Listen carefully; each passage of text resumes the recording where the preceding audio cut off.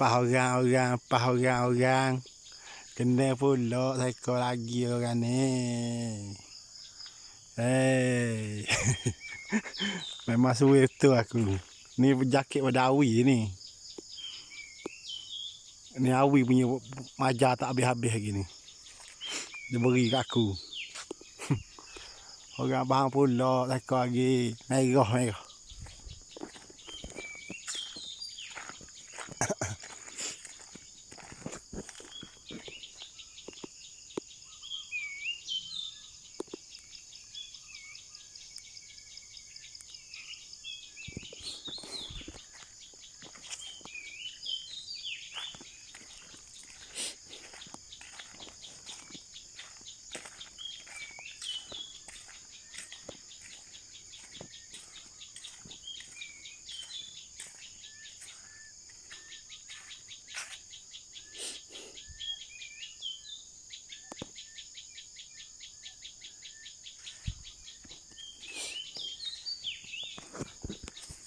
Tengoklah makan ni.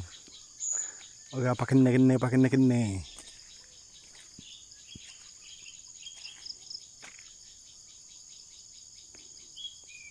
Tuan dia ambil sangkor. Sengih tuan daripada jauh.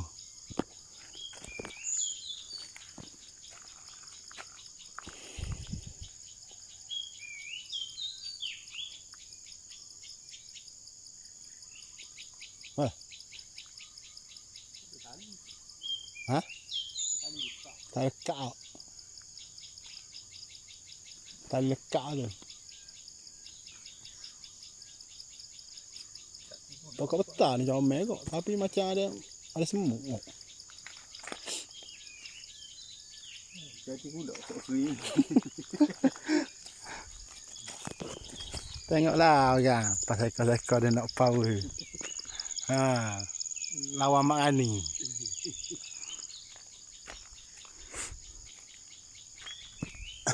Dia kalau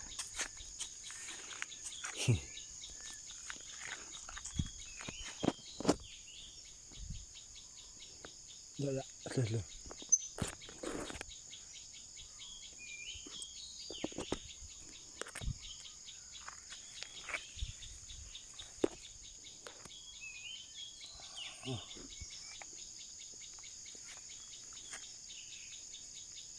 Oh, gading. Burung cecek. Memang kena burung cecek. aduh. Jarah ni. Ni. Apa ni? Dia betul. Burung apa ni? Gading ni. Tengok, memang kena gading. Burung dia. Kau cecek. Memang kena gading. Burung dia. Dah.